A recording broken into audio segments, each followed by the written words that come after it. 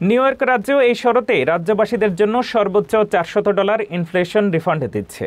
যোগ্যতা নির্ভর করে আয়, ফাইলিং স্ট্যাটাস এবং ডিপেন্ডেন্ট অবস্থার উপরে। আবেদন করার প্রয়োজন নেই। চেক স্বয়ংক্রিয়ভাবে ইউএসপিএস মেইলে পাঠানো হবে। উদ্যোগটির মূল্যস্ফীতি এবং বাড়তি জীবনযাত্রার খরচ কমাতে সহায়তা করবে। নিউ ইয়র্ক রাজ্য ঘোষণা করেছে এই শরতে রাজ্যবাসীদের জন্য সর্বোচ্চ $400 ইনফ্লেশন রিফান্ড দেয়া হবে। এই পদক্ষেপের লক্ষ্য হলো চলতি বছরের মূল্যস্ফীতি এবং বাড়তি জীবনযাত্রার খরচের চাপ কমানো।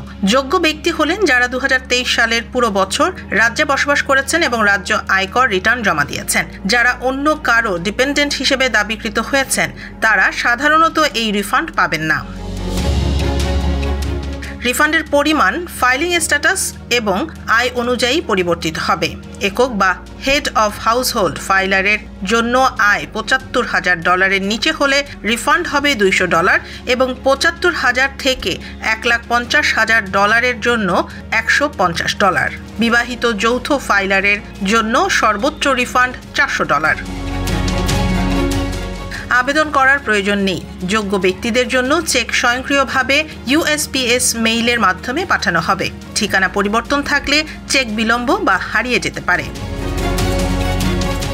রাজ্য বলেছে এই রিফান্ড খাদ্য, জ্বালানি ভাড়া এবং দৈনন্দিন খরচ সামলাতে সহায়তা করবে। বিশেষজ্ঞরা মনে করছেন এটি ক্রয় ক্ষমতা বৃদ্ধি ও অর্থনৈতিক চাপ কমাতে কার্যকর পদক্ষেপ।